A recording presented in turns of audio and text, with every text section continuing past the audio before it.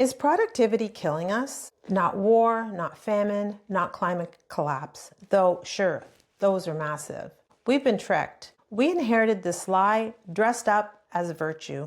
I've seen the meme. We have the same 24 hours as Beyonce wrapped up in pastel colors. Many people brag about how little sleep they need because their side hustle defines their worth. We live in a world that worships busyness, where success is measured if your calendar looks like a dystopian mosaic. Does being the first to respond or having the most tabs open make you a winner? When you take a walk just to be, don't wrap it up in self-care like you'd need a corporate-sanctioned excuse. Imagine a great ship that's set out to sea. It's gleaming with polished wood. The sails are tight with promise. The crew is eager. They are abundant with supplies and resources. They have a map tucked away. The first mate is busy, overseeing the deck crew, managing cargo, charting and monitoring the ship's position. The boatswain is keeping the anchors and the deck equipment in order. The deckhands rush from task to task, making sure everything that needs to get done is getting done.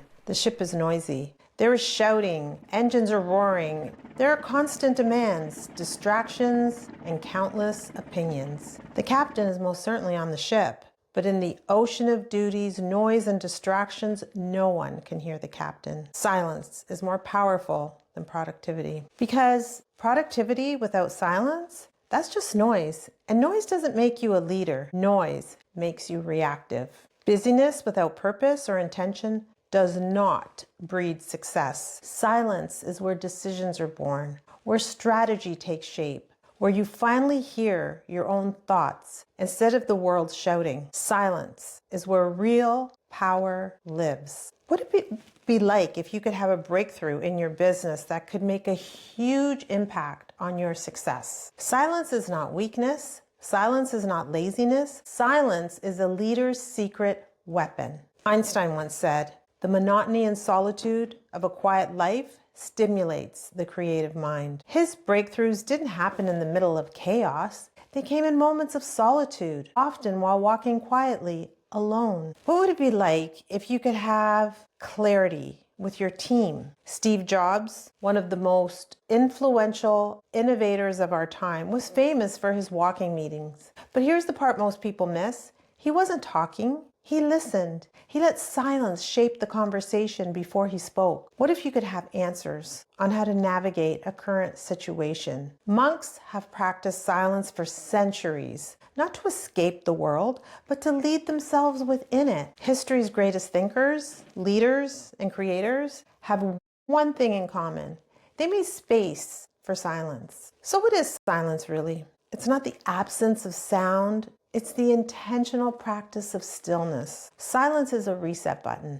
It's stepping back from the world's constant chatter so you can finally hear what matters. It's not about isolating yourself. It's about reclaiming mental space, space where ideas grow, where strategy forms, where visions become clear. The best part? Quiet reflection doesn't have to be long or rigid. Regular, small moments create lasting benefits over time.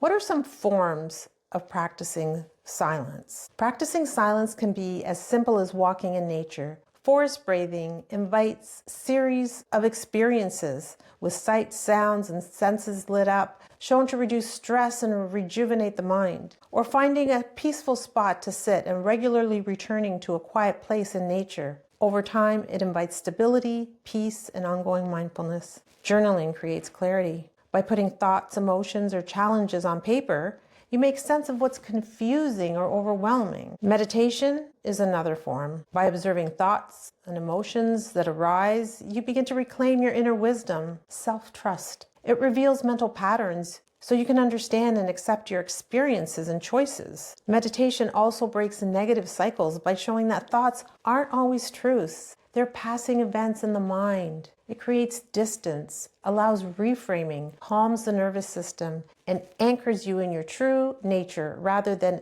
external doubts or distractions. How do you actually practice silence? If you're going for a walk, bring awareness to each step, the sensation of your feet on the earth, and the rhythm of breathing. Notice the textures, colors, and movements present in nature. Leave the headphones at home. If you choose a sit spot, simply sit quietly. Listen to bird songs, the wind or water. Let natural sounds replace the chatter in your mind. Try breathing for 4 counts. Hold briefly.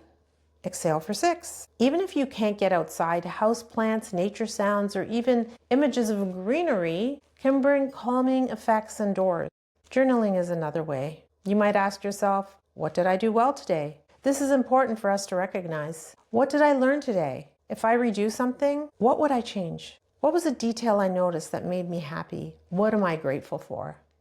And of course, meditation. Start small. Even 2 minutes a day makes a difference. There are many approaches. Mindful meditation, observing thoughts and sensations without judgment. Focus meditation, concentrating on breaths or a single object like a candle flame. Movement meditation, yoga, tai chi, or qigong. Cultivate awareness through motion. Mantra meditation, repeating a word or phrase silently or out loud. Loving kindness meditation, cultivating compassion for oneself and others by silently repeating phrases of goodwill. You can also do a body scan, slowly moving attention through each part of the body to cultivate awareness and relaxation. The method matters less than the practice. What matters is returning gently each time your mind wanders. Experiment with different styles or find what resonates most. So what if you don't practice silence and chase only productivity? It leads to mental and physical burnout.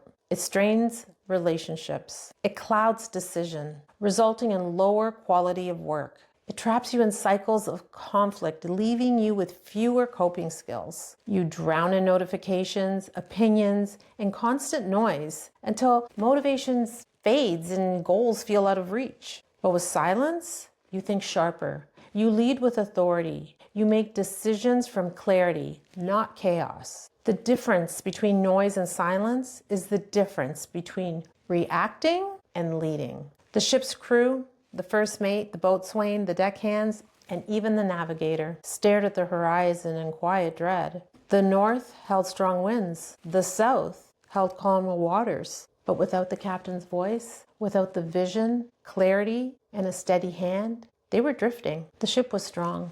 The sails were sharpest. The crew was brave, but still not certain which direction to turn. And then silence. The shouting stopped. The chatter fell away. The crew became still. And in the hush, they heard the captain's voice. Relief washed over them. Smiles returned and confidence rose. They now knew they were going to succeed. They would arrive at their destination. If you want to steer your ship towards greatness, like and subscribe to the channel. If this shifted your perspective, share this with someone who needs it.